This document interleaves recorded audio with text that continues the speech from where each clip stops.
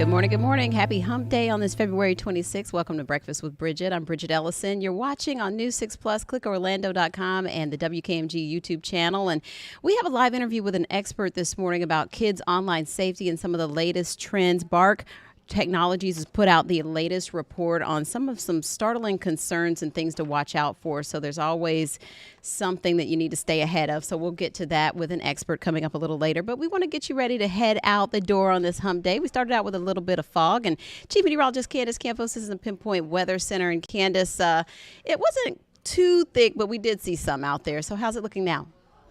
Yeah, conditions are still pretty widespread when it comes to some of that dense fog, Bridgett, across our far western zone. So up and down 75. That's pretty much where the worst of it is right now. But conditions will continue to improve, though, as we head within the next hour or so. By 9 a.m., we shall all be pretty much done with this fog. So let's take it to the maps and show you where the fog is kind of at the worst right now. It's Leesburg and Ocala. You can see that visibility there is less than about a mile, where it says 0, that's about a quarter of a mile or so. So seeing the worst of it right now in Ocala. Now, we can't rule out the chance of you running through some of that patchy fog up and down I-4, some areas in along 95. But for the most part, most of us are looking relatively clear, with the exception of our western communities. Elsewhere around Central Florida, we are seeing a few upper 40s in northern Lake and Sumter, Marion County. Right now, Apopka is at 49 degrees. Bithlo is at 53. Kissimmee at 54. And then along the coastline, look at you guys in Palm Coast dipping down into those 40s. But we're about 10 degrees warmer the further south you travel. Along the coast, we're at 57 currently there in Cocoa Beach. Speaking of beaches, if you are planning on heading out and enjoying the beach for today, the weather is much nicer, a lot more sunshine than we had yesterday at this point. So the surf, not too bad, 1 to 2 feet. The breeze will be out of the northeast, keeping conditions pretty comfortable throughout the day with our high stay in the mid-70s. But, you know, if you're like the rest of us who just got to get to work and school or whatnot today, it's still going to be a nice day. If you have the opportunity, maybe take a longer walk outside, maybe take lunch outdoors. The weather is going to be very nice, very comfortable, running right where they should be for this time of the year. Now, we are going to warm up just a hair on Thursday, all ahead of this approaching cold front. We're going to stay dry. But as that cold front moves through overnight, you'll barely notice it's coming through. We have very little rain associated with it. But once it comes through, we will start noticing some cooler temperatures by Friday.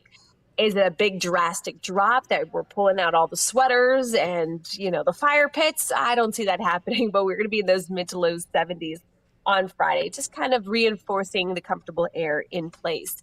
And then as of now, because of that cold front, it looks like the coldest point of the week will come early Saturday morning. For your early weekend risers, we'll be down into those mid 40s in Ocala, Palm Coast, the Villages. Could get close to those 40s as well as far south as Orlando. But that cooler air is not going to stick around long. As you can see here, this is issued by the Climate Prediction Center, and they kind of forecast past that kind of 7 to 10 day mark.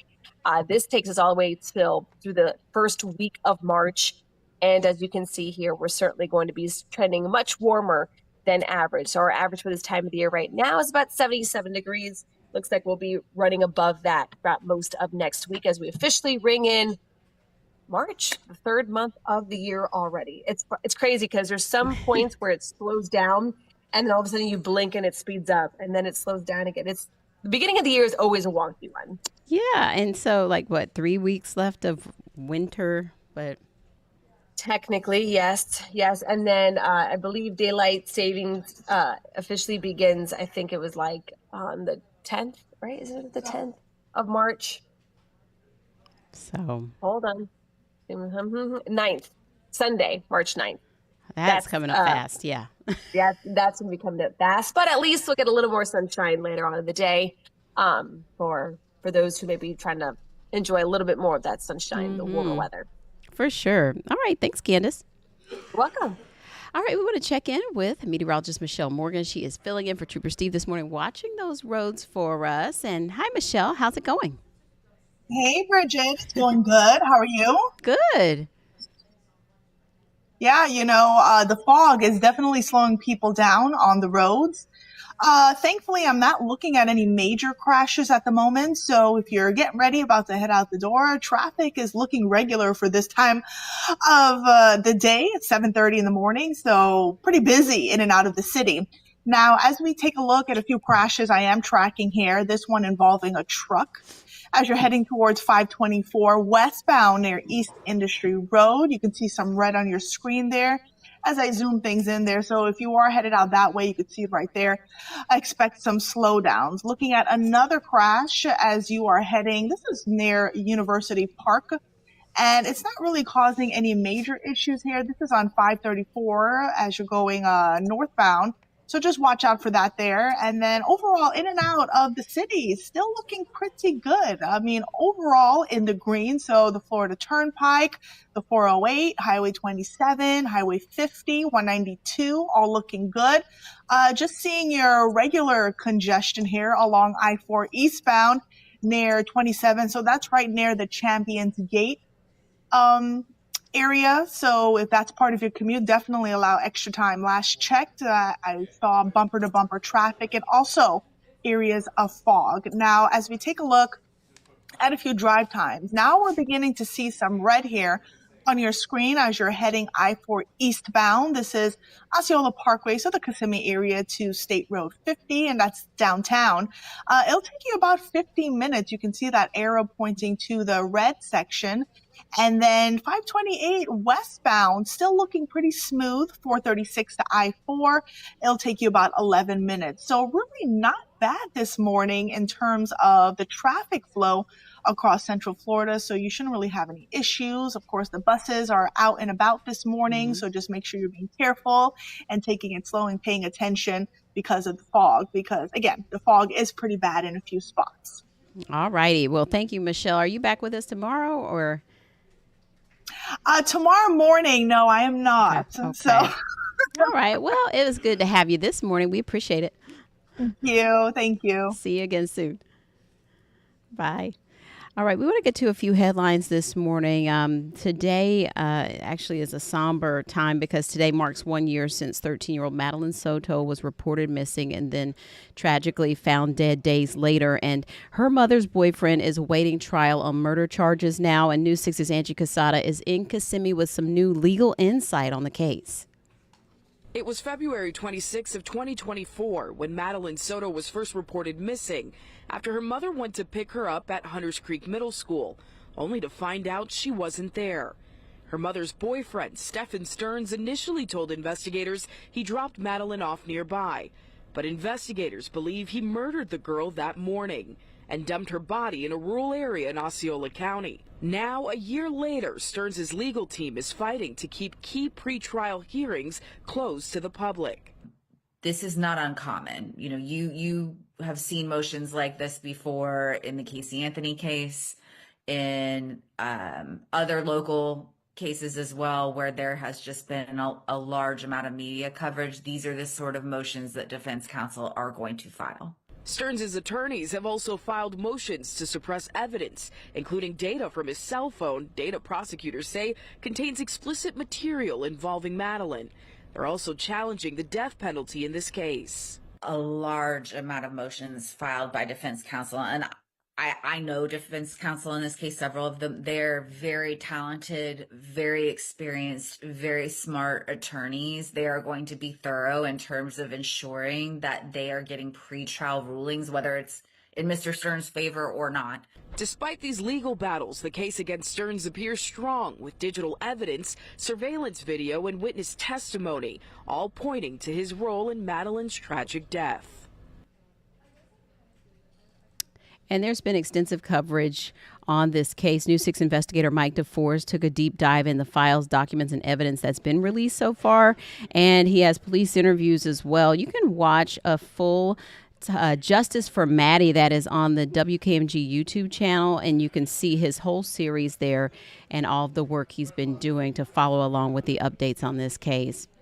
Now to the latest in the gubernatorial race for Florida as Governor DeSantis is nearing that term limit. We're still 600 days out from the election, but someone has entered their name in for the running, and we have learned that Republican Representative Byron Donalds officially announced he is entering. He was, of course, endorsed by President Trump. News 6's Mark Lehman is taking a closer look at this, as well as another familiar face, the First Lady of Florida, also a possible candidate. I'm here to announce my candidacy to be the next governor of the great state of Florida. After an announcement on Fox News last night, Congressman Byron Donalds is becoming the first candidate to throw his hat in the race to succeed Governor Ron DeSantis in 2026.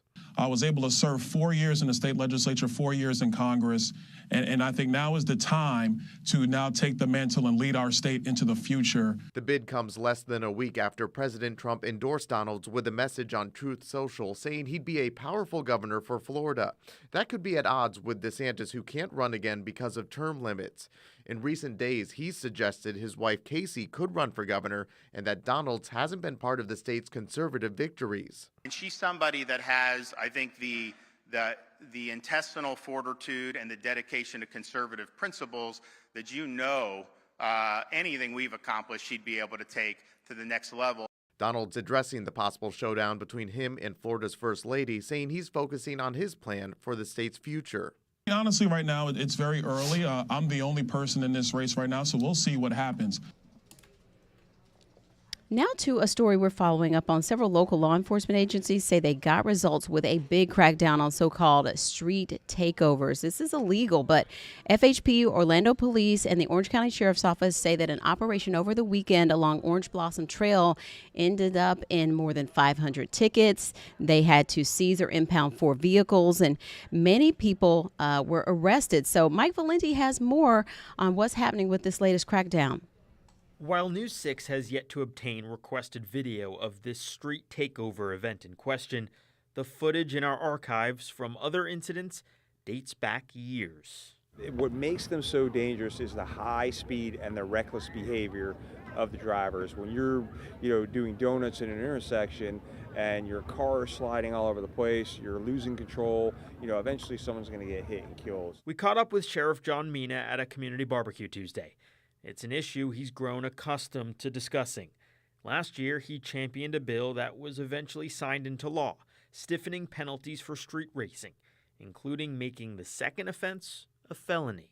Police say as part of this operation, they responded to multiple sites, but ultimately the target of their focus was a parking lot on South Orange Blossom Trail. The night ended with felony and misdemeanor arrests. 4 vehicles were impounded. Detectives even recovering a stolen car. In addition, the agencies handed out 515 tickets, 477 of them for people watching and cheering on the races. What the spectators need to know is that the street takeovers, the street racing is extremely dangerous to everyone and to them as well. So we believe that if the spectators stop coming, then the street racing will stop, and that's why we target the spectators as well. Sheriff Mina told me some of the people implicated in this incident were going over 100 miles an hour. He's now throwing his public support behind legislative efforts in Tallahassee that would increase punishments for drivers clocked going triple digits. Mike Valenti, Getting Results, News 6. We're going to take a quick break. We'll be back with an expert on online safety, especially for kids. Welcome back. This morning, we want to focus on kids and online usage and safety. This morning, we have Titania Jordan from BARC Technologies with us to talk about some recent data that really reflects some of the alarming trends and issues that we need to watch for. Good morning. Good morning. Thank you so much for having me. Now, your company, BARC Technologies, you work for, compiled a list and some data from 2024 that really shows some surprising information. It never fails to amaze us. And it's heavy on our hearts to see the rate at which children are experiencing harmful content and harmful people online. And we help to protect over 7.4 million children across the nation. And as you mentioned, over 2024, we analyzed over 8 billion data points. And so what are some of the main takeaways that we need to watch out for right now? Oh, gosh. First, please just don't think not my child. Good kids are making bad choices because they're children, and the rate at which children are encountering things like self-harm and suicide, sexual content, bullying, disordered eating, predation is so much higher than any one of us might think. I'll share a stat that I think will give everybody pause, and that's 63% of teens 63% of tweens and 77% of teens encountered nudity or content of a sexual nature. And the sexual content that is accessible online today is very, very different than what most parents may have encountered as children, back in the 80s and 90s, right? It's just a different, misinformed world out there. Also to note, suicide is the second leading cause of death in children in this nation, and 37% of tweens and 60% of teens were involved in a self-harm or suicidal situation over 2024. That is alarming. It seems like kids get a hold of technology, at very young ages now, and so it sometimes feels like a Pandora's box of sorts. So, what are some of the main things that you can do to try to protect them? Including communicating with them, but also maybe some safeguards that you can build into the devices. As a parent, I have a 16-year-old. Hearing this data, it's overwhelming. And you also, frankly, think, I don't think that's going to happen to my kid, and I'll know if they're struggling. I'm here to tell you, you are very likely will not know. And so, what you need to do to proactively prevent that sort of thing is to have frequent, open, candid conversations with your children about uncomfortable topics in age appropriate ways so that they look to you as the safe place. Also, please don't give your children unfettered, unmonitored access to tech. There are safer tech options out there, like the Bark phone, like the Bark watch, like a flip phone, right? You don't have to give them an iPhone, and you don't have to hand them over a Chromebook that has no parental controls. So take the time to Google safer tech for children and make sure when they access tech, it's safer. Finally, please do not let children have connected tech in the bedrooms behind closed doors overnight. That's just a recipe for disaster. And you talked about like the Bark phone. I've heard of the Bark phone. It entails more parental controls. So is that something that's more and more available in terms of, all types of devices from phones to tablets? Yes, most of the connected tech that you have in your home, good news, has free built in parental controls already in it. You just have to turn it on, which means, parents, you have another thing on your to do list, but I would argue that it's the most important thing to tackle today. So Google whatever your child can access, whether it's an iPhone, a PlayStation, a tablet from Amazon. Google whatever it is plus the words parental controls, figure out how to turn it on. Even your internet service provider, whatever brings the internet into your home, they have parental controls and time limits and filters as well. So you just have to do a little bit of legwork to make the tech that your kids access safer.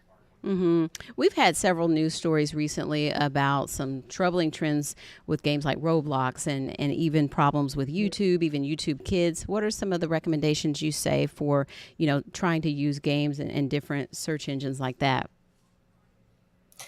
If your child plays Roblox, and it's understandable if they do, it's the most popular platform for children ages 5 to 12, you have to know that there are predators on that platform, a lot of them.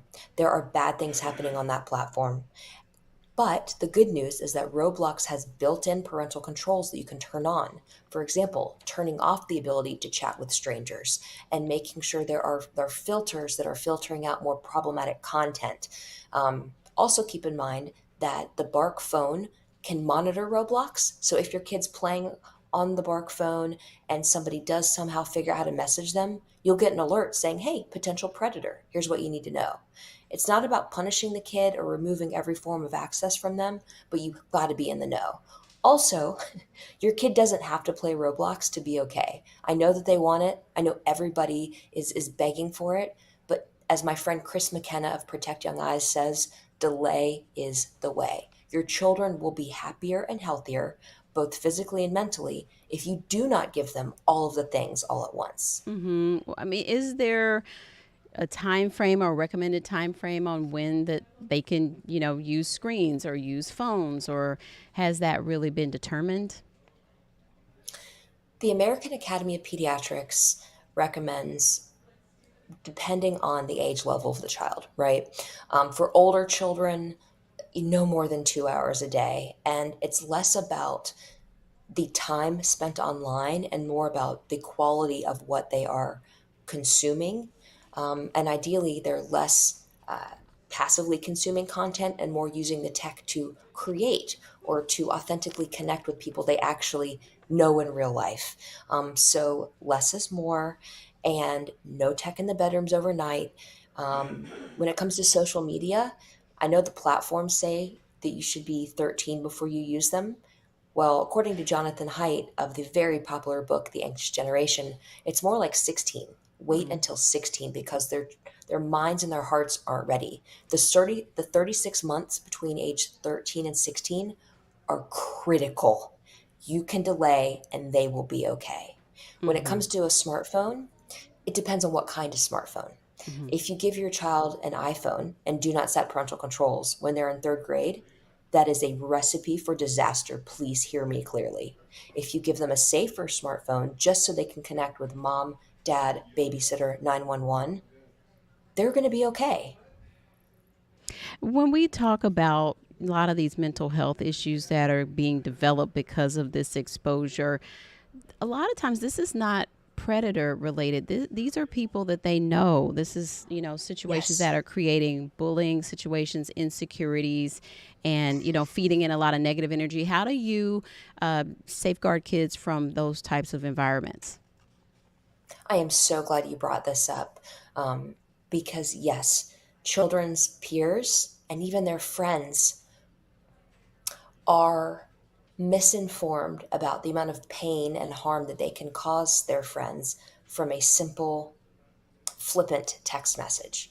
And children are on group chats saying horrible things to each other. And these are good kids with good hearts from good homes, but they cave to peer pressure. They think it's the cool thing to do. They're trying to elicit a response. They're trying to fit in. And it is very, very heavily impacting children's mental health. In fact, ask any pediatrician, any local pediatrician, how much of their day is now spent triaging children's mental health issues as a result of tech access. It's around 30%. And that just shouldn't be. So children are experiencing very real mental health issues and physical issues because they don't want to leave the house. They don't want to move their bodies. They're not sleeping. They're not eating. Their grades are dropping Mm-hmm. because of just text-based messages that they can receive from the kids that you have over to your house for dinner. Yeah, and it takes a whole lot of sort of building them up, and like you said, having that relationship where you can talk about anything because they are being attacked for how they look, or creating insecurities about their bodies, and then sometimes different things that are for older kids, and younger kids are thinking that that's something that they need to do, whether it's like these skin routines that you see on social media and things like that. And little kids don't need to worry about a 10-step skincare routine, just for an innocent example, but still that's kind of how it starts, with sort of growing them up too fast, I think. Absolutely. I'll never forget when my son asked me, I think at age 12, how to, he wanted to get a six pack because of what he saw on TikTok. And he was asking about calorie restriction. And I was like, oh, no, no, no, no, no, no. Your body needs a lot of calories right now so you can grow as tall as you were meant to grow. Um, the addictive algorithms that children can fall prey to. I keep talking about the dangers, and I thank you because you keep reminding me, but what can we do? So let me talk about that. We've talked about the conversations, um, but what kind of conversations? Just talking to your children about the fact that these devices and apps and games that they spend time in, while they feel good initially, they make your brain light up, they spike your dopamine, they can actually be bad for you, which was why we've tried to limit the time and limit the access. Mm-hmm. So help them to understand just the science behind what tech does to you. Help them to understand that these social media platforms generate $11 billion in revenue just off of children year over year. And so they don't have a vested interest in prioritizing their health and safety. But you, their parent, you do. Um, you can monitor, please monitor. Please, please, please don't just hand your kid a thing and think, oh, I'll know if there's a problem. You won't. You won't. They're too afraid to talk to you about it. They don't want you to punish them or take away their form of entertainment Right. or access to their friends. So make sure they know that you're a safe place. They can come to you with anything that might be bothering them, anything that they saw online that might be confusing, and you'll figure it out together.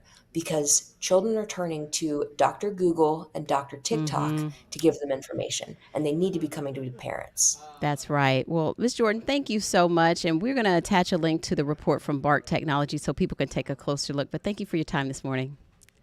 Thank you for having me. Take care. And that's going to do it for us. I will be posting all that information a little bit later, and we'll see you at noon. Take care.